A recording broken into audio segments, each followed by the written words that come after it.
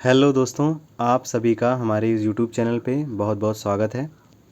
आज हम आपको अपने मकान के लिए एक नए मीटर कनेक्शन के लिए आवेदन करना बताएंगे कि क्या क्या प्रोसेस होते हैं, कैसे हम अपने मकान के लिए मीटर अप्लाई कर सकते हैं। तो आइए शुरू करते हैं। सबसे पहले आप अपने क्रोम ब्राउज़र में झटपट टाइप करेंगे। झटपट टाइप करने के बाद आपके सामने कुछ इस तरह का इंटरफेस आएगा। तो आप पहली वेबसाइट को ही क्लिक कर लीजिएगा। ये वेबसाइट है jhatpat.uppcl.org। इसको क्लिक करने के बाद कुछ इस तरह का इंटरफेस आपके सामने आएगा। तो आप सबसे ऊपर वाले सेक्शन में नए पंजीकरण हेतु यहाँ क्लिक करेंगे। जैसे इसको क्लिक करेंगे तो आपके सामने कुछ इस तरह का इंस्ट्रक्शन और नीचे कुछ फॉर्म का रजिस्ट्रेशन आ जाएगा।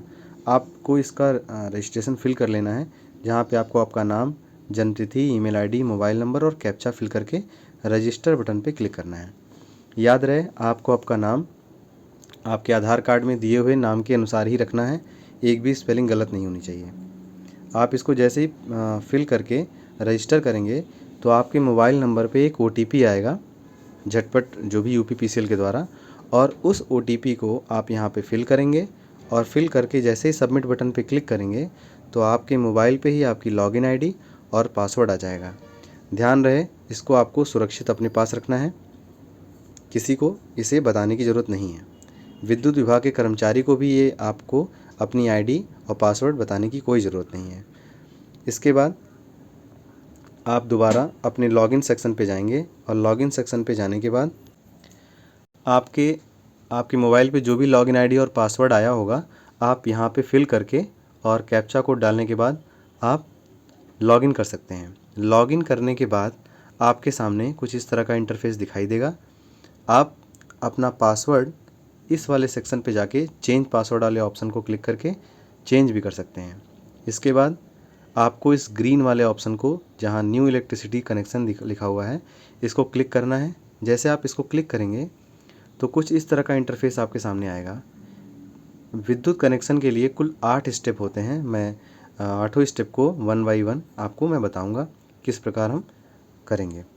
पहले स्टेप में आपको फिल करना है पर्पज़ ऑफ सप्लाई, कि आप किस पर्पज़ से लेना चाहते हैं। यदि आप घर के लिए लेना चाहते हैं तो आप डोमेस्टिक ही रहने दें। अदरवाइज़ आप इसमें, अगर आप किसी व्यवसाय के रूप में किसी दुकान का लेना चाहते हैं तो आप यहाँ पे कमर्शियल ले सकते हैं या इंडस्ट्रियल भी सेलेक्ट कर सकते हैं। 1.1 वाले सेक्शन में आपको नो ही रखना है। यदि आपकी मल्टी स्टोरी बिल्डिंग है तो आप यस भी कर सकते हैं। जैसे आपको कई लोगों को कनेक्शन देना है, मान लीजिए आप किराएदार को भी कनेक्शन देना चाहते हैं, आप अपना मीटर लेकर के कई सारे अलग अलग छोटे छोटे मीटर देना चाहते हैं तो आप यहाँ पे यस कर देंगे। अगले वाले सेक्शन में आप BPL कार्ड धारक हैं तो यस करिए, अदरवाइज़ नो कर दीजिए। तो जिनका मैंने फॉर्म भरा था वो BPL कार्ड धारक थे, इसलिए यहाँ पे यस कर दिया है मैंने। और यदि आप यस करते हैं तो आपको आपका BPL कार्ड यहाँ पे अपलोड करना होगा। आपको नीचे अपना डिस्ट्रिक्ट, अपना ज़िला, अपना डिवीज़न फिल करना है। यदि आपको डिवीज़न आपका नहीं पता है तो आप 1912 पे कॉल करके भी अपना डिवीज़न जान सकते हैं। तो आप पहले ही अपना डिवीज़न जान लीजिए, उसके बाद इस फॉर्म को फिल करिएगा। इसके बाद आगे जब आप आएंगे तो रिक्वायर्ड लोड, यदि BPL कार्ड धारक है तो आपको 1 किलोवाट का ही मीटर कनेक्शन मिलता है।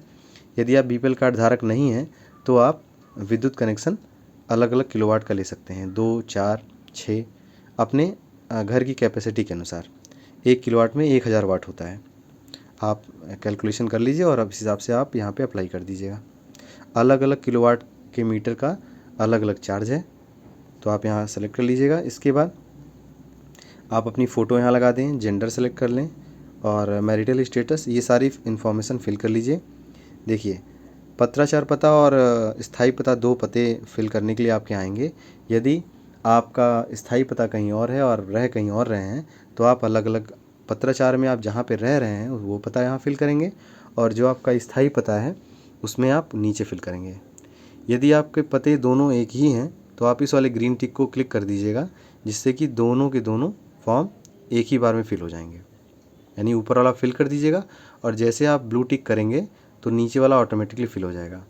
इसके उपरांत आप नीचे आएंगे, सब फॉर्म को फिल कर देंगे। हाँ, ध्यान रहे, यहाँ एक प्रॉपर्टी आईडी मांगेगा, तो यहाँ पे 17 डिजिट की प्रॉपर्टी आईडी अगर आपके पास है तो आप यहाँ पे फिल कर लीजिए और यदि नहीं है तो आप यहाँ पे 0017 टाइम फिल कर दीजिएगा। पिन कोड डाल दीजिए, अपने प्लॉट का एरिया डाल दीजिए, जो भी मकान है, जितने स्क्वायर फीट में है आपका मकान, उसको डाल दीजिए। यहाँ पे निकटतम उपकेंद्र का नाम, जो भी आपका उपकेंद्र है वो 1912 पे कॉल करके आप जान लिए होंगे, यहाँ पे आप फिल कर लीजिएगा मैनुअली। और इसके बाद आप जैसे ही उसके बाद आपका जो हाउस अलॉटमेंट लेटर है, यानी 18वें नंबर पे आपका मकान के जो आप स्वामी हैं उसका आपको आइडेंटिटी प्रूफ देना पड़ेगा। इसके लिए यदि आप सरकारी कर्मचारी हैं तो आप हाउस अलॉटमेंट लेटर लगा सकते हैं। यदि आपको प्रधानमंत्री आवास मिला है तो उसका कागज़ लगा सकते हैं। यदि आप किराए पे रह रहे हैं और तो जो भी रेंट एग्रीमेंट लेटर है उसको अपलोड कर सकते हैं। यदि आपके पास कोई कागज़ नहीं है तो आप अपने लेखपाल और अपने ग्राम प्रधान से मिलकर के कागज़ को सत्यापित करा के यहाँ पे अपलोड कर सकते हैं। आईडी प्रूफ के रूप में आप अपना आधार कार्ड डाल दीजिए और आधार कार्ड नंबर डालेंगे और यहाँ पे उसको अपलोड कर लेंगे। याद रहे, आधार कार्ड जो भी आप डॉक्यूमेंट अपलोड करें पूरी तरह से क्लियर होनी चाहिए, ब्लर ना हो। और इसके बाद आप जैसे ही आई एग्री बटन पे क्लिक करके सबमिट करेंगे तो आपके सामने पेमेंट का इंटरफेस खुल जाएगा। तो देखिए, इसमें 2 सेक्शन होते हैं। पहले सेक्शन में जो विद्युत विभाग के कर्मचारी हैं वो आपके जो भी मीटर जहाँ लगना है उस स्थान का निरीक्षण करते हैं। तो उसके लिए हमें कुछ शुल्क देना पड़ता है जो कि बहुत ही कम होता है। जो बीपीएल कार्ड धारक है उनके लिए और भी कम है, और जो रेगुलर हैं, जो सामान्य रूप से कर रहे हैं, उनके लिए 112 रुपये के आसपास जीएसटी लेकर के ये पड़ता है। तो आप स्थल निरीक्षण के लिए यहाँ पे शुल्क, प्रक्रिया का जो शुल्क है उसका भुगतान कर देंगे। भुगतान करने के बाद आपको यहाँ पे कुछ तिथियाँ चयनित करने के लिए देगा कि आप किन तिथियों में आप अपने स्थल का निरीक्षण करवाना चाहते हैं। तो यहाँ पे 3 जो तारीखें हैं उन 3 तारीखों को टिक कर दें जिसमें आप अपने मकान पे रहेंगे। इसके बाद आप पेमेंट कर दीजिए। पेमेंट सक्सेसफुल होने के बाद कुछ दिन वेट करिए। उन जो 3 तारीखें आपने दे रखी हैं उन 3 तारीख के बाद आप एक बार दोबारा लॉगिन करिए इस सेक्शन को गूगल में जा कर के, और लॉगिन करने के बाद अपनी स्टेप को देखिए।